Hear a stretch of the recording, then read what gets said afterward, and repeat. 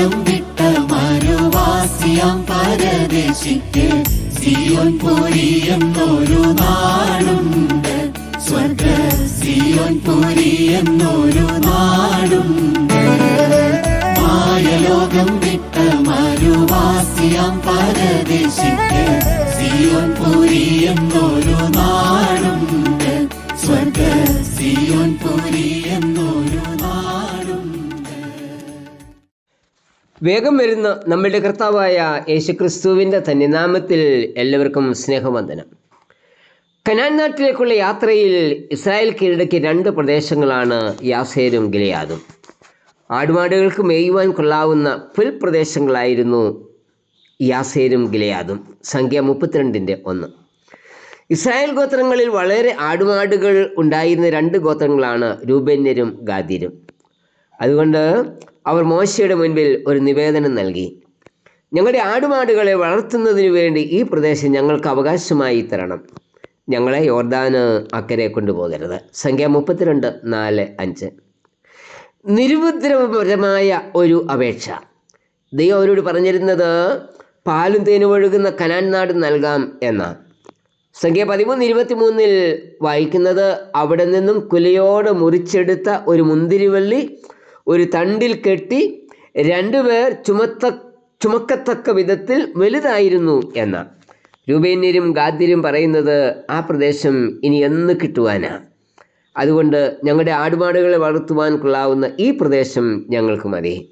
ഞങ്ങൾ തൊഴുത്തുകളും പാർപ്പിടങ്ങളും പണിത് ഇവിടെ പാർത്തുകൊള്ളാം. സംഖ്യ 32:16.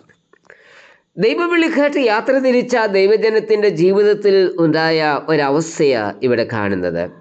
ഇവിടെ മനോഹരമാണ്. ഇത് വിട്ടിട്ട് പോയാൽ ഇതിലും മനോഹരമായത് അവിടെ കിട്ടുമോ എന്നറിയില്ല. അതുകൊണ്ട് അക്കരെ കിട്ടുമെന്ന് പറയുന്നത് വേണ്ട, ഇപ്പോൾ കിട്ടിയത് മതി. എന്തുകൊണ്ടായിരിക്കാം അവർ ഇങ്ങനെ പറഞ്ഞത്? മിസ്രൈമിൽ നിന്ന് യാത്ര തിരിച്ചിട്ട് ഇപ്പോൾ 40 വർഷം കഴിഞ്ഞു. യാത്ര മുഴുവൻ മരുഭൂമിയിൽ കൂടിയായിരുന്നു. ആടുമാടുകളെ വളർത്തുന്നത് ദുഷ്കരമായിരുന്നു. ഇതുവരെ ആടുമാടുകളിൽ നിന്ന് ഒരു നേട്ടവും ഉണ്ടായിട്ടില്ല. ഇപ്പോൾ എല്ലാം ഒത്തുവന്നിരിക്കുകയാണ്. ആടുമാടുകളെ വളർത്താം, സമ്പാദ്യമുണ്ടാക്കാം. ഇനി അക്കരെ ചെന്നാൽ ആടുമാടുകൾക്ക് കൊള്ളാവുന്ന പ്രദേശമാണോ എന്നറിയില്ല. അതുകൊണ്ട് ഇവിടെ പാർത്ത് നേട്ടമുണ്ടാക്കിക്കൊള്ളാം എന്ന് അവർ ചിന്തിച്ചത്. കനാനിനെ ലക്ഷ്യമാക്കിയല്ല യാത്ര തിരിച്ചത്. ആ യാത്രയിൽ അല്പം പച്ചപ്പ് കണ്ടപ്പോൾ ഇത് മതി, മറ്റത് വേണ്ട എന്ന് ചിന്തിക്കുന്നവർ. വിശ്വാസികളെന്ന് അഭിമാനിക്കുന്ന അനേകരുടെ ജീവിതത്തിലും ഉണ്ടാകുന്ന ഒരവസ്ഥയാണ് ഇത്. ദൈവവിളി കേട്ട് യാത്ര തിരിച്ച അബ്രഹാമിനോടൊപ്പം പോയ ലോത്തിൻ്റെ ജീവിതത്തിലും സംഭവിച്ചത് ഇതുതന്നെയാണ്. യോർദാനിനരികെയുള്ള പ്രദേശം നീരോട്ടമുള്ളത് കണ്ട് അവിടം തിരഞ്ഞെടുത്ത ലോത്ത് ഉൽപ്പത്തി 13:10. ഒടുക്കം ചെന്ന് ചേർന്നത് ദുഷ്ടന്മാരും മഹാപാപികളുമായ സോദോന്യരുടെ അടുത്ത്. ഒടുക്കം എന്താ സംഭവിച്ചത്? എല്ലാം ഇട്ടിട്ട് ലോത്തിന് ഓടിപ്പോകേണ്ടി വന്നു. അവൻ്റെ ഭാര്യ ഉപ്പുതൂണായിപ്പോയി. സമ്പത്തിൻ്റെ പിന്നാലെ യാത്ര ചെയ്യുന്നവർക്ക് ലോത്ത് ഒരു പാഠമായിരിക്കണം. ഇവിടെ നേടുന്നതും സ്വരൂപിക്കുന്നതും എല്ലാം ഇട്ടിട്ട് പോകേണ്ടുന്ന ഒരു ദിവസം വരും എന്നത് മറക്കരുത്. ദൈവം നമ്മുടെ മുൻപിൽ ഒരു വലിയ അനുഗ്രഹമാണ് വച്ചിരിക്കുന്നത്.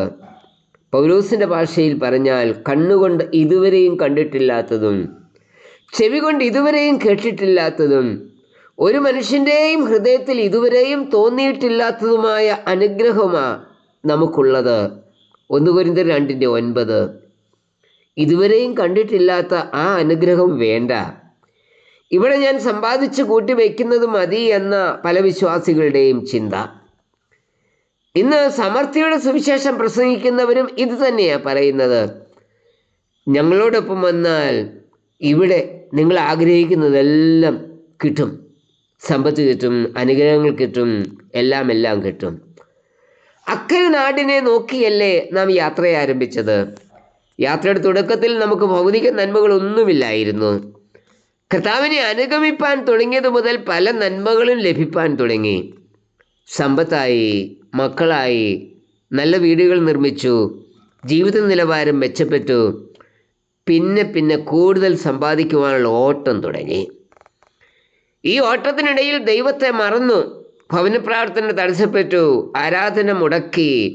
അവസാനം ലോത്തിനെ പോലെ സോദോം വരെ കൂടാരം നീക്കി അടിക്കുന്ന അവസ്ഥയിലും എത്തി. ഇവിടെയൊന്ന് പച്ച പിടിച്ചു കഴിഞ്ഞപ്പോൾ കർത്താവിൻ്റെ പിന്നാലുള്ള യാത്ര മതിയാക്കി. ലോകപ്രകാരമുള്ള സുഖസമൃദ്ധിയിലേക്കായി വിശ്വാസിയുടെ നോട്ടം. എങ്കിലും മറ്റുള്ളവരുടെ നോട്ടത്തിൽ ഇപ്പോഴും കർത്താവിനോട് കൂടിയാണ് യാത്ര ചെയ്യുന്നത്. രൂപത്തിലും ഭാവത്തിലും എല്ലാം ഭക്തൻ. പാട്ടുണ്ട്, പ്രാർത്ഥനയുണ്ട്, കൂട്ടായ്മയുണ്ട്. പക്ഷേ ചിന്തിക്കുന്നത് ഇവിടുത്തെ സന്തോഷത്തെക്കാൾ ഉപരി ഒന്നും അവിടെ കിട്ടാൻ പോകുന്നില്ല. അതൊക്കെ കിട്ടുമെന്ന് പറയുന്നത് മാത്രമല്ലേ ഉള്ളൂ. കിട്ടിയാൽ കിട്ടി, അതുകൊണ്ട് ഇപ്പോഴുള്ളത് മതി. ഭൂമിയിൽ തന്നെ സ്വർഗം പണിത് തിന്നുകുടിച്ച് ആനന്ദിക്കാം.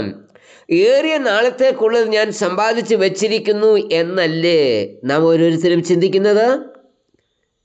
അക്കരെയുള്ള നന്മകളെ ഉപേക്ഷിച്ച് ഇക്കരെയുള്ള നന്മകൾക്ക് പുറകെ ഓടുന്നവർ ഈ കൂട്ടത്തിൽ നാം ഉൾപ്പെട്ടിട്ടുണ്ടെങ്കിൽ വെറും മൂഢന്മാരാണ്, സംശയം ഇല്ല.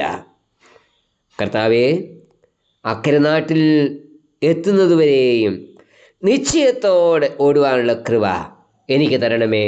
ആമേൻ.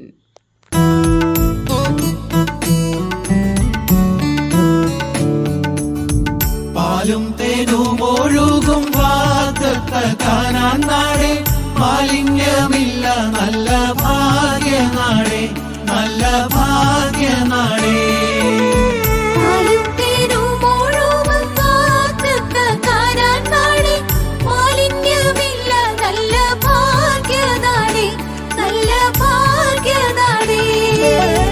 മാലിന്യമില്ലാത്തവ പാപശാപങ്ങളില്ല, ചേലേഴും ഭക്തരിൻ വിശുദ്ധ നാടേ. മാലിന്യമില്ലാത്തവ പാപശാപങ്ങളില്ല, ചേലേഴും ഭക്തരിൻ വിശുദ്ധ നാടേ. മായലോകം വിട്ട മരുവാസിയാം പരദേശിക്ക് സിയോൻ പുരി എന്നൊരു